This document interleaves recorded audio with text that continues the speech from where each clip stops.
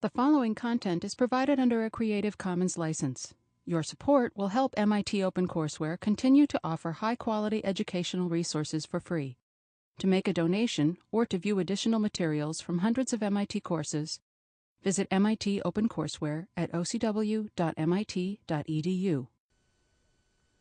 What I want to talk about today, then, are some of the forms of inadequate discourse that have inadequate perspectives and frameworks that have surrounded our discussion of television. The readings that I asked you to do for this week are early versions of that what I call the wasteland discourse. The fact is that although as I suggested in a message to you, that discourse has become a little less virulent in recent years for a lot of reasons, and I'm going to suggest one of the most ironic of reasons in a moment. Well, in fact, I'll do it now rather than sound mysterious.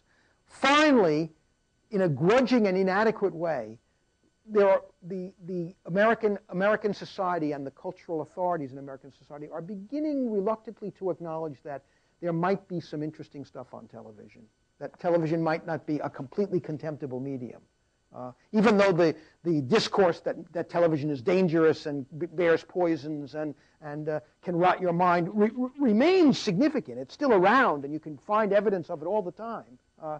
The professional organizations in the United States, teachers' organizations, medical professionals of various kinds, the eye doctors and the psychiatrists regularly offer denunciations of television. And in fact, I just on television today, I noticed the First Lady was suggesting that we need to protect our children from these horrific images on television by keeping them away from it. And the implication, I mean, I don't think she was being completely foolish about it, but that discourse that our children are endangered and threatened by the medium has a long and undistinguished history. The examples I've asked you to look at come from a relatively earlier phase, but they're useful to us because they're so systematic and clear. In different ways, they are embodiments of what I want to call the wasteland mythology. And I'm using the term mythology not in its anthropological, its respectable and marvelous anthropological sense, in the sense that a culture's stories are its mythology, but in the narrower popular sense of the word myth as a form of lie, as a distortion, right? And when I speak of the wasteland mythology, what I'm talking about then are a series of distortions or simplifying perspectives that have, for the most part, governed our understanding of television, and not just governed the popular understanding of television, that would be bad enough, but have also governed what we might call the learned understanding of television, have really undergirded in many ways, underwritten what were thought to be objective, of course they weren't, research programs, especially by social scientists who were the first academics to study television and got millions and millions of dollars worth of grant money from a variety of sources, even including the television industry itself, in order to try to study things like the effects of violence on television. And one culminating instance of that behaviorist tradition of research is George Gerbner's Annenberg's project. And I had you read that essay in part because it's a popular version by Gerbner of a popular representation of his research, and it's still, despite the fact that it's now its limitations are more widely acknowledged and understood, and there are a number of many younger scholars of the media generally and of television in particular are free of the limiting assumptions that Gerbner makes. It's still the case that the Gerbner research shows up in the paper in the pages of the newspaper all the time, and you regularly get statements on over the public media especially from politicians and from policymakers that take for granted that the perspectives embedded in Gerbner's argument and Gerbner's research still hold. So we're not talking about something a myth, a pernicious myth that is now gone. It still has a hold on our culture, even though it's a less powerful hold and it has been more systematically challenged in recent years than ever before. So we might think of the Gerbner article about the effects of violence on viewers and his studies of heavy viewers, light viewers, and so forth as an example of the learned discourse that embodies the aspects of the wasteland mythology. And we might think of Paul Klein's brief essay as a as a version of the wasteland mythology that's particularly pernicious because it is articulated by a person who is a media practitioner.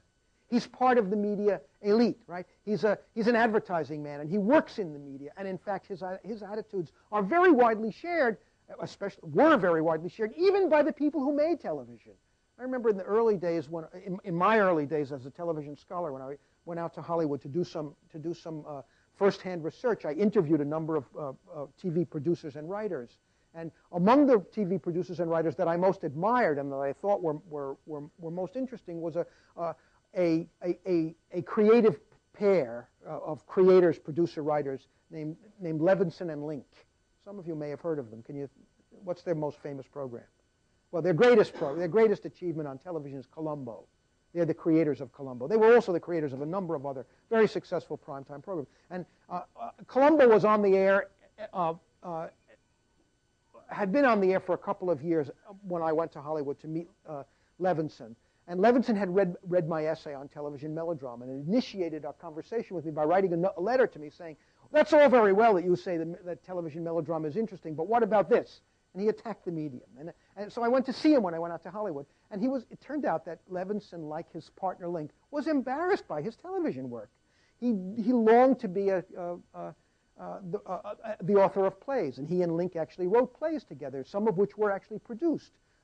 They were never successful playwrights, but he was much prouder of his plays than he was of his television programs, even though the television programs he created not only reached millions upon millions of people, but were also, once you take a step back and look at them closely, artistic achievements of a genuine order. They weren't the highest form of art, but they were artistic achievements. And Columbo is a genuine contribution to the mythology of the American detective, itself a distinguished literary tradition going back to the beginnings of the 1920s at least. And the television detective as a category has a rightful and a respectable place in that progression from books to movies to radio to television. And Levinson and Link had made a genuine and important contribution to that discourse. They really are American artists of some genuine distinction, but they had no idea which of their achievements was valuable and worthy, because they themselves were the victims of what I've been calling an aspect of the wasteland mythology. So Paul Klein's discourse about the least objectionable programming is a kind of media version of this sort of form of condescension to what mass media is or are, and what television in particular is. That constitutes another strand of the discourse. Where does the term wasteland come from? It's in many ways a very unfortunate, although immensely famous and widely known term. In 1961, what is that banging noise? In 1961, at a meeting of the National Association of American Broadcasters, President Kennedy's newly appointed head of the Federal Communications Commission gave a speech. And in that speech, he attacked television. He said, what is television? Look at television. Aren't you ashamed, you broadcasters? Because all television is a vast wasteland. And in fact, in 1961, if you actually look at television programming, look in the back of your Brooks and March and see what was on television, what you'll discover, in fact, is that it was not a wasteland at all. It was not a field of Shakespearean genius, but it was certainly a territory of popular art and popular representation that had some very interesting material on it. But at the time, it was hard to recognize this. The only people who really recognized it, I think, were the millions and millions of Americans who sat happily before their television sets every night and watched the medium. Yeah. He was the head of he was Kennedy's newly appointed head of the Federal Communications Commission. His name was Newton Minow.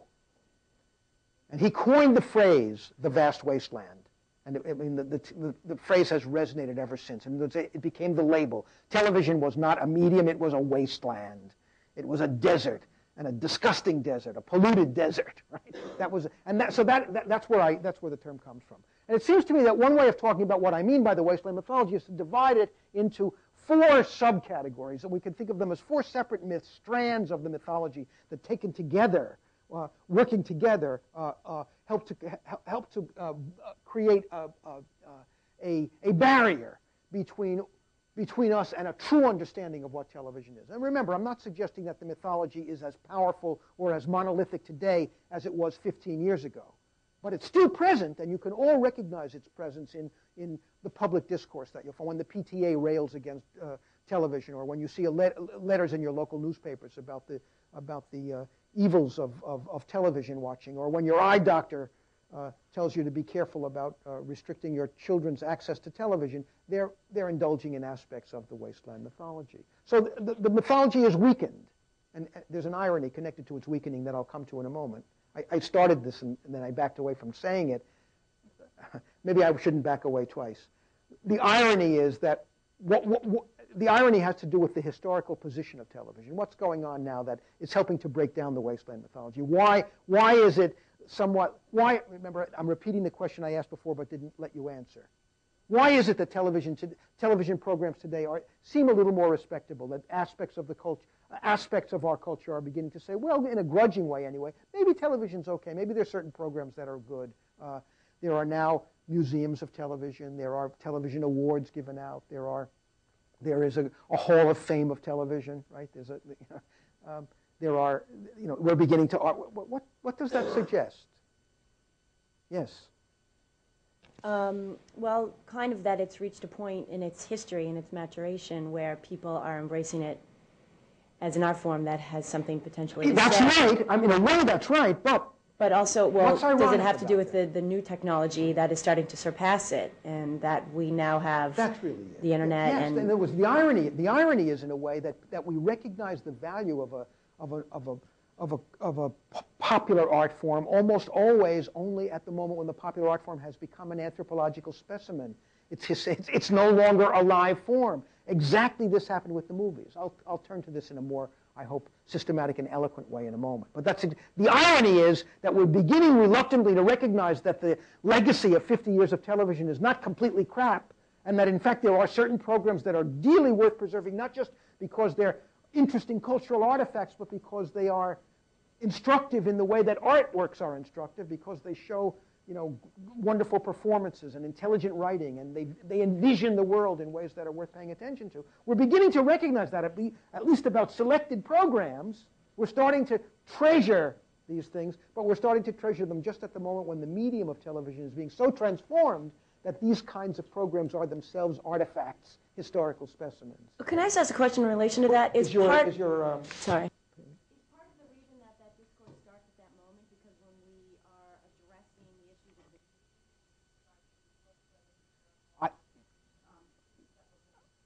In a way, yes. I think that's a very smart way of putting it. That one explanation has to do with the fact when a new medium comes in, it creates an environment in which certain things that you've taken for granted about ancestor systems are now brought to the surface, made visible. You become aware of them.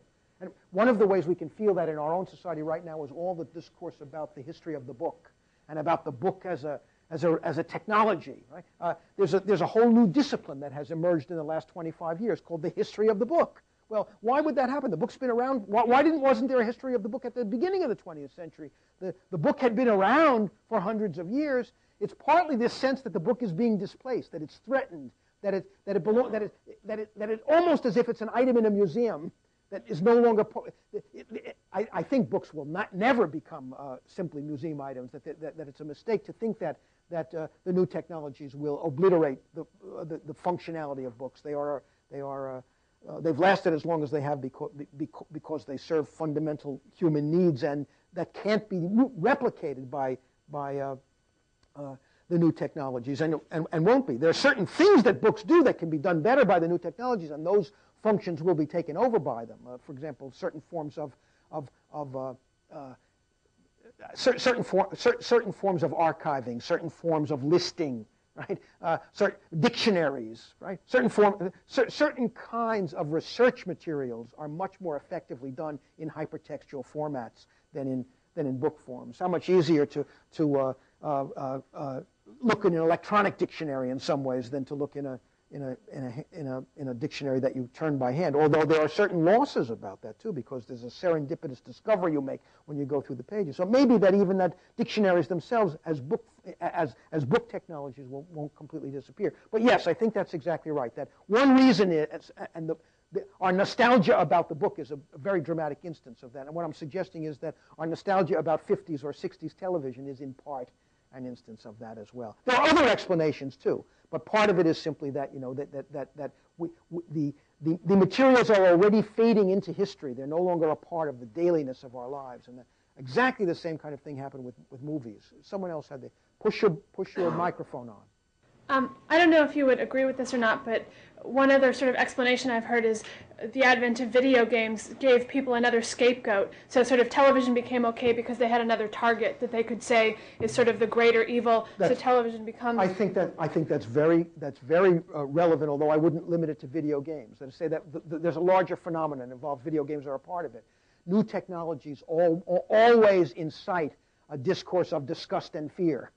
And when television was the new technology, that's what happened. And in fact, when the movies were a new technology, the movies generated a discourse that was almost identical to the discourse that then began to be devoted to television. When television emerged in American society, it was dangerous for children. Its violence was damaging to the larger culture. It encouraged certain forms of immorality. The really eerie thing about this progression is that one can see the same kind of discourse attached to books in the 18th century, to theater in the 16th century. One way of understanding this problem is to recognize that one of the functions of new media may very well be in a cultural sense to be a scapegoat, to be a kind of lightning rod for the fears and terrors of the society in some sense. Juvenile delinquency is a much more difficult and complicated problem than the problem of complaining about the representation of juvenile delinquents on television, right? Solving the problem of violence in our society, especially disarming our incredibly bloody society, is a much more complicated and intractable social and political problem than railing, as Holy Joe Lieberman does, against the representations of violence in movies and television, right?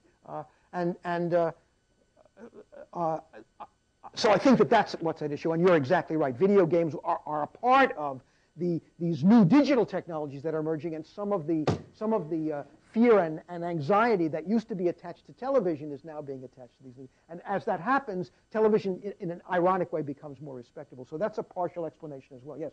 I also think I also think the advent of the cable system allows for more niche programming that are of more substantive value and educational. Like now you have 24-hour cable news that you didn't have in the 50s. Well, the advent of cable is a very important phenomenon, and the breakdown of the network monopoly is the transforming fact about television, even more than the new technologies. The transformation of television from a television of consensus to a television of multiple voices is one of the stories we're going to track in this course. But it's a little more complicated than the way you formulate it, because it isn't necessarily the case that there isn't some loss involved as well as gain when the medium changes from being a consensus medium to being a medium of plural voices. But I'm getting ahead of my argument. But we're going to look at that problem very closely and systematically before we're finished in the course. And one of the things I hope we'll be able to do before the course is over is actually by looking at a program, even if you don't know when it was. No, you don't know what the dates are. I'll be able to show you a program, and you'll be able to tell by particular features it has, not just technical features, formal features, but also by its content, what era it belongs to. And once you get to that point, you have achieved the capacity to read thickly, right? To achieve a kind of thick description of television. And some of that capacity to sort of recognize, it involves a capacity to recognize what we might think of as the moral or political, the ideological implications of the text of the program you're looking at. And those ideological values are deeply connected to television's role, first as a consensus medium, and then later when that consensus function begins to break down. The consensus function isn't totally gone, but it's becoming residual. It's minor now, and there are a lot of ways we can see that. But I'm getting ahead of myself. It's as if you guys are too smart for me, so you won't let me be systematic. But I expect to take these questions up in a more systematic way as we proceed. Yes? Hit your microphone. Yes? Television can now be viewed as benign because you have historical evidence to show that there's a generation that's out there that's been running the country, that has been functioning as human beings in the workforce, and they are okay. That's I mean, incredible. and so as a result, maybe I don't have to give these lectures because, I mean, of course, you're anticipating a central point I was about to make.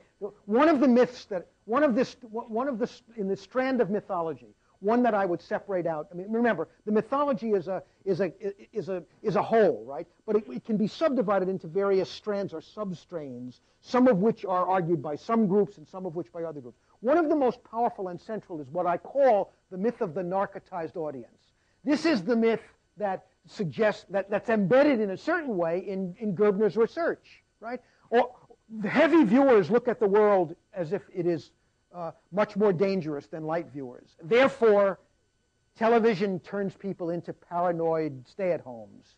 Television turns people into folks who imagine the society is far more violent than it is. Right? That's just one instance of this narcotic. And in fact, I don't use the imagery of narcotics lightly. In fact, there's a lot of the discourse about the effects, the baleful effects of television on the population, utilizes what we might call a medicinal vocabulary. It talks about television as a form of poison or a form of narcotic or a form of hypnosis, right? And the strongest argument against it is the argument you've just made, isn't it? Because in fact, more than a generation of people have grown up watching television. The society is not more violent than it was 30 years ago or 40 years ago. There's a lot of evidence to suggest that we're less violent now, that less murder is being committed now than 50 years ago. That statistic in itself suggests that there's a problem. And in fact, you know, the audience that was supposedly grew up on television, never had any technology in their lives apart from television, did not grow up to be mindless idiots and completely manipulated and controlled by the medium. And the other piece that I asked you to read is the most egregious of these arguments. And one reason I wanted you to see it is I don't know how many of you know who Jerzy Kosinski is, but Jerzy Kosinski was a much admired, it turns out he's a fraud in all kinds of ways. Even his novels were frauds. But he wrote books that purported to be autobiographical about his escape from the Holocaust. It turns out they were all lies. I mean, he was a really contemptible creature, much admired through the 50s and 60s as a great artist. He was really himself a fraud. But what's interesting about his piece is the contempt he shows for people and for the medium of television. The ease with which he believes the medium can manipulate them and can control them. His evidence is ridiculous. It's not persuasive at all. But the contempt he's showing for people and his sense that the medium is this incredibly powerful, mesmerizing force is an instance of what I mean when I talk about the myth of the narcotized audience. And you're exactly right. The strongest argument against it is the evidence that generations have grown up without being damaged. But let's be a little more specific about it. What's wrong with George Gerbner's logic? What's wrong with the idea? I mean, remember what he did. And he gives you even the tables. He said, okay, he asked people, how many of you watch television 5 hours a day or 7 hours a day or 8 hours a day? Those people who watch television in the category that he designates as heavy viewers, in answer to questions, said things like there was more violence in the streets than the light viewers said. They believed in general that the world was a more dangerous place. And then Gerbner concludes, well, people who watch a lot of television are turned into paranoids. They believe that, and television is such the representations of violence on television warp the mind, distort one's sense of reality. What's wrong with the argument? Why is the argument ridiculous? Well, I have to say that I had a very complicated reaction to this piece and to all the pieces we read because I don't feel unilaterally that everything they're saying is ridiculous. This is my first exposure really to television theory, and I'm sure we'll be talking out the various arguments they put forward. So in terms of the entire framing argument, I'm not sure that some of it is valid. Some of it, I'm not sure about. But in terms of methodology, the very specific question you just asked, my reaction to that was that at least currently, socioeconomic status is often correlated to television watching. At least that's what I believe. We are told that children who live in dangerous neighborhoods, whose parents have to work all day, are more likely to be plopped in front of television for a longer time during the day. Therefore, that would seem to suggest that people who were watching TV more often really did live in more dangerous streets. All right, that's very good. I think that's a part of the answer. That's one defect in his perspective, but I think there's a more obvious one. And that once it dawns on you, realize, I mean, he's making he's making an assumption about cause and effect, right? He's saying people who watch a lot of television think the world is more violent. But isn't it just as likely that people who think the world is violent will stay home and watch television? If they're afraid to go out, they're going to stay home. There's no reason to assume that, and there's no way he can suggest. And in fact, if we think about, the people who are shy, people who are reluctant to encounter the world, are also more likely to be fearful people. There's no reason, and in fact, it turns out that there actually have been studies by skeptical folks who found ways of asking similar kinds of questions of populations in which television was not a factor, and what they found was in effect confirmation of what I'm suggesting, that the notion that television is the cause of the fearfulness or timidity of the viewer is something he simply takes for granted, but he has no grounds for justifying. And there's something else. It has to do with what the assumption about the audience is. And this is an area in which there really has been a lot of interesting, liberating work done in the last 15 years or so. One of the other assumptions that's at the heart of the wasteland mythology in general, and especially the myth of the narcotized audience, is the notion that the message that comes from the medium is very monolithic and simple and easy to absorb. It's a method, so that the message itself is simplified. The message means only one thing, right? Whereas if we look closely at the message, we might see that it's actually a complicated message, that it can be interpreted in many ways by different people, right? And the second thing it simplifies is the recipient of the message. It assumes that everyone who receives the message not only receives the same message, but never changes in his or her capacity to understand the message. In other words, you don't even get better at or more skeptical. In other words, the audience, it's not just a monolithic audience, which is ridiculous on the face of it. It's also an audience that never learns, that never improves, that never gets better at watching. Right? There's an incredible simplification of what the audience is. It's a model for what we might call it's a model for the reception of the television message that simply won't hold up. And in fact, in the last 15 years and more, there has been an elaborate series of studies, some of them ethnographic in origins, partly sort of anthropological, but applied to contemporary urban societies, in which particular subcultures are looked at closely, and what, of course, as you might guess, different subcultures watch television in very different ways. It isn't just the fact that children watch differently from adults, but different social classes not only have different preferences about what programs they watch, but interpret the programs they watch. They both watch at the same time in different ways. The audience is not a simple passive recipient of the message, but is an active participant in the making of the meaning that the message has. The notion that the audience is passive and incompetent is impossible to demonstrate. And one of the most interesting early books of this sort is one that I've cited on your sheet. It's called The Lively Audience. And it's a study of children watching television. And one of the things this person did when she watched, there's been a lot of work since then, but it's one of my favorite such studies, because what she did was she watched people in the environment of the medium, children. And what she found is that children almost never watch television in a kind of monolithic way. That in fact they're often engaged in what we would call multitasking. They have dolls or books or coloring books or homework or musical items next to them. They might be watching next to friends. They don't pay continuous attention to what they see. They don't sit still when they're watching. Right? They're a lively audience. And as soon as you begin to recognize that, in fact, the conditions of reception will vary for particular subcultures, particular groups, particular individuals, you begin to realize that the monolithic assumptions, that what I'll call broadly the behaviorist model for understanding television viewing is a ridiculously inadequate one that insults the audience. So one of the things that's wrong with the wasteland mythology and with its notion that the audience is manipulated, narcotized, mesmerized, controlled by what it watches, is that it radically simplifies and underestimates the complexity of the interaction between the viewer and the medium.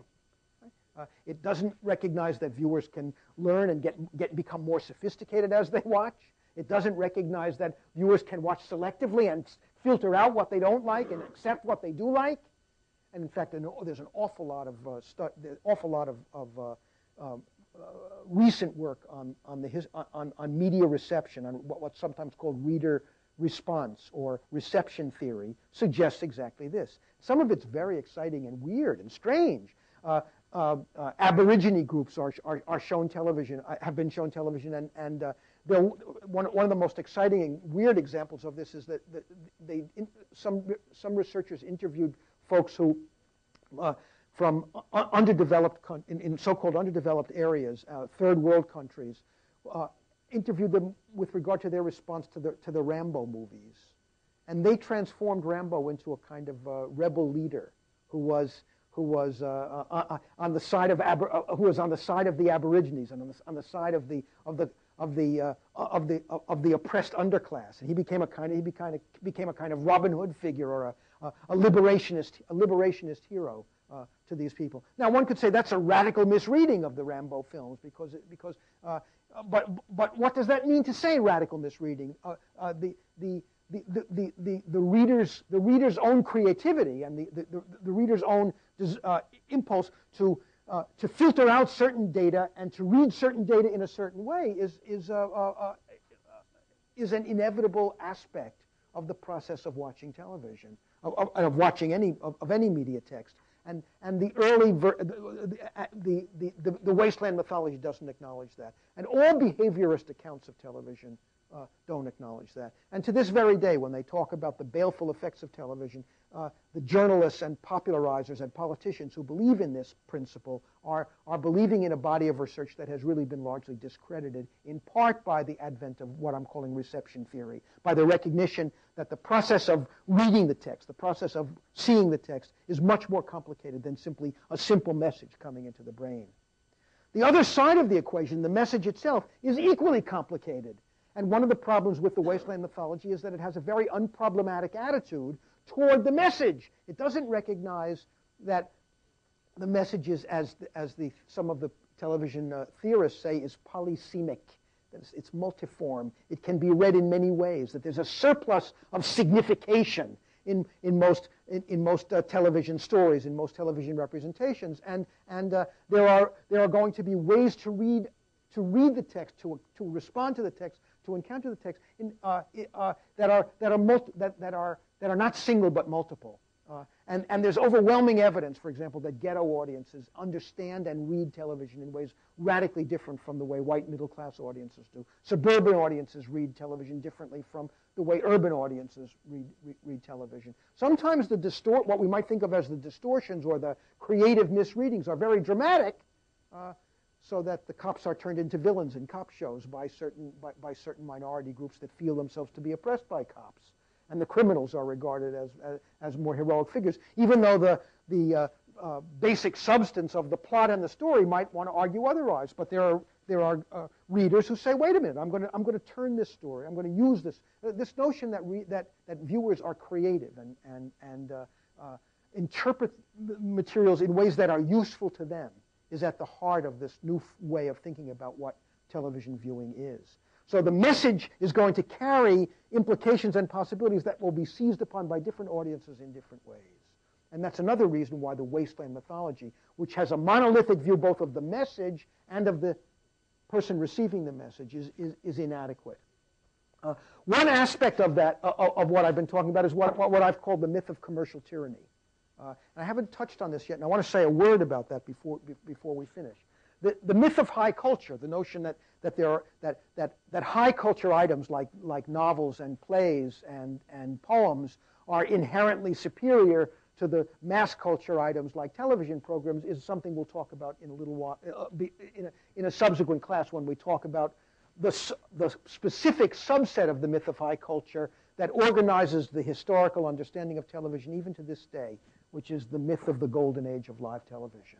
And in our next few classes, after we've had a chance to look at some early television, we'll take this up in a systematic way. The notion is that in this moment when there was live theater on television, or the equivalent of live theater, television was in a golden age that it lost the minute film became the dominant television medium for television fiction, and the minute that a powerfully influenced advertising energy took over the production of television programs. The implication is not just that the golden age of live television was golden because it was theatrical, but also because it was believed to be freer of commercial intervention.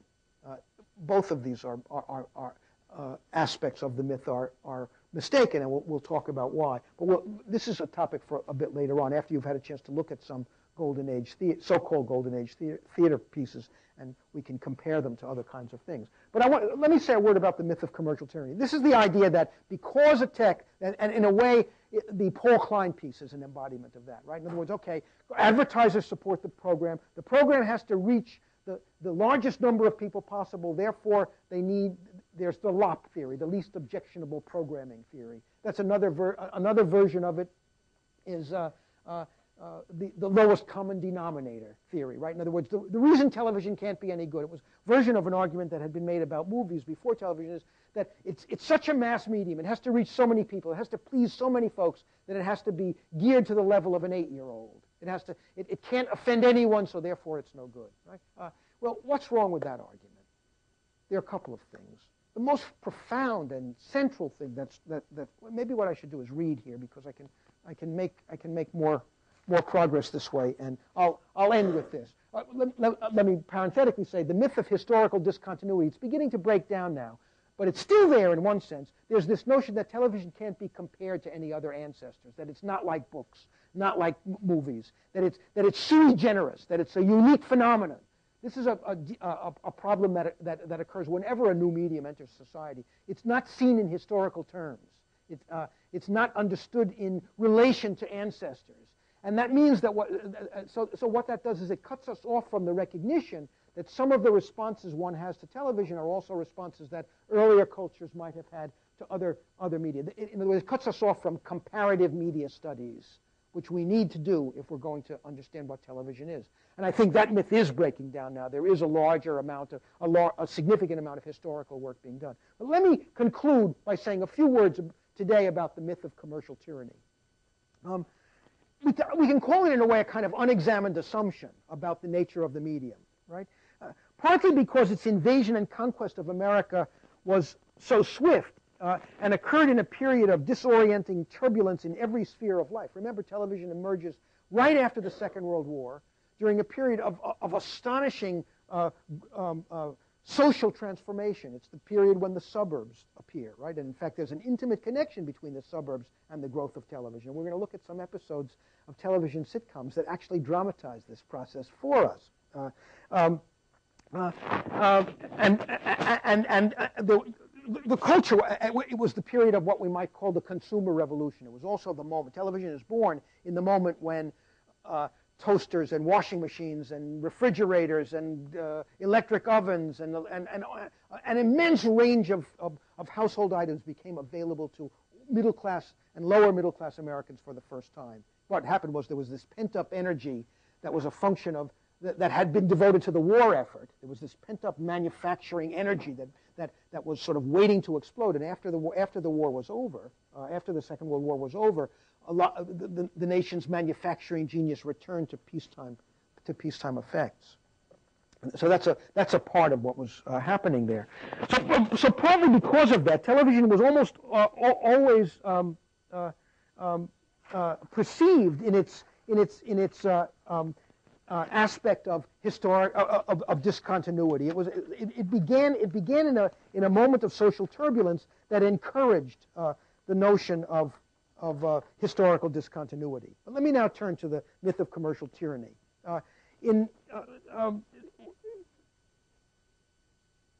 We can see Paul Klein as an instance of that, a kind of cynical version of the myth of commercial tyranny.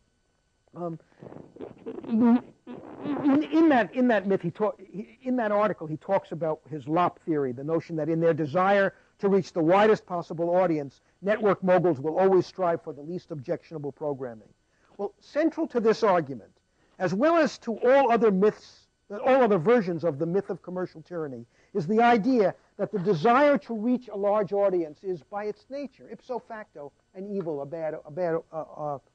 desire. This is the unifying principle, alas, of Barnow's 3-volume History of American Broadcasting, of which you're reading the 1-volume redaction. In other words, where Barnow is not adequate is on the content of programming. He's still helpful on the economic history of broadcasting, but he believes this. He thinks that television is bad because it wants to reach a mass audience, right?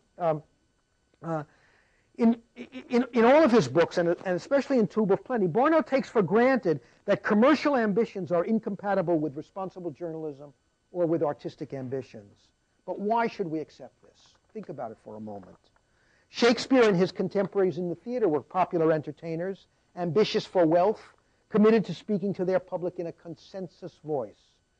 It was commonplace in the Elizabethan theater for the owners and managers of the repertory companies to pay 5 and 10 times as much for costumes as for scripts, which were often passed on to several writers for improvement along lines set forth not by other writers, but by entrepreneurs concerned only for the box office. And we can make the same argument about novels. Some of the greatest novelists of the 18th and 19th centuries were similarly committed to a public and a consensus art. Dickens is a wonderful instance of this, a man who, one of the most popular novelists of the 19th century, a man who in his own day was exploiting the new technologies of book distribution and book publication to reach the widest audience that had ever been reached by storytellers before. And he came under attack as a popularizer, as a simplifier, in his own day and even afterwards. The economic and commercial pressures that undoubtedly shape American television need to be studied suspiciously and closely. And suspiciously, really suspiciously. But we need to study them in a rational spirit that begins in the recognition that art and other forms of communication are always embedded in the commercial and technical systems of their societies. There is no media form that isn't in some sense shaped by, controlled by, formed by the commercial and economic necessities of its culture. And one could say this is a version of the discontinuity argument. But of course television is shaped by commercial pressures, but so are the movies. And before the movies, so were the novel, and so was the theater. And I'll come to my conclusion now. Some of you have heard this before. We alluded to it earlier, but I'll make it explicit. It is instructive in this regard to compare prevailing attitudes toward television with the attitudes that were held a generation ago toward our homegrown movies and movie makers. Many film scholars have pointed to the irony, and this is the irony we began our class with, that America's recognition of her own achievement in the art of film lagged far behind that of Europe. Our genre movies came finally to seem valuable to us, the film critics have shown, only after the French Nouvelle Vague directors had popularized for educated Americans the myths and conventions of those great ancestors of today's police and detective series, the films of Bogart and Cagney and Edward G. Robinson. And there was a time, it was in my lifetime, not that long ago, therefore, although it may seem like ancient history to you, when movies were regarded with the same contempt that television was held in until the day before yesterday. This change in American attitudes toward the movies, or more accurately, this change in the attitudes of our educated classes, because the masses have loved their movies and their television, right, is the more instructive and grows more ironic when we consider how its emergence is tied to the decline of the movies as a form of popular art. Through the 50s and the 60s, as the critics of American film lost their defensiveness and began to speak with the same confidence as the literary critics, the American film itself was being supplanted by television. This is going to be one of the key aspects of our course, and we're going to look at this fact closely and complexly, I hope, was being supplanted by television as America's principal medium of popular narrative. In 1951, in the early dawn of the television age, 90 million Americans, I got this number wrong in a previous class, 90 million Americans attended the movies every week. Think of that. By 1959, weekly attendance had fallen to about 43 million. And today, the vast majority of Americans, except for teenagers and other weirdo subcultures, attend the movies only 2 or 3 times a year. As the Hollywood studios and their machinery for star making and film manufacturing receded into history, and as there emerged a generation of reviewers and critics and finally even university professors whose deepest experience of art had occurred in the movie houses of their childhood, the American film itself came to be detached or liberated from its identity as a consumer item, a mere commercial product, and to be located within an aesthetic field. It was understood as a narrative, as a form of story, as something worthy of attention in that way. This recognition of the aesthetic nature of American film was a great achievement in a way, because it caused us to rethink what the movies were, and also caused us to rethink some of the implications of what our economic system is capable of producing, because it was a form of mass manufacture. It was a machine for story making. But this recognition of the aesthetic dimension of American movies was in certain respects a belated one, and this is the irony we began with, isn't it? By the time it had been fully established in our educated consciousness, in our museums, our universities, the American film itself was no longer an habitual experience for the majority of our population, having yielded to television not only its ability to incite our contempt for manufactured entertainment, but also its status as our central institution for storytelling. I'll see you next week.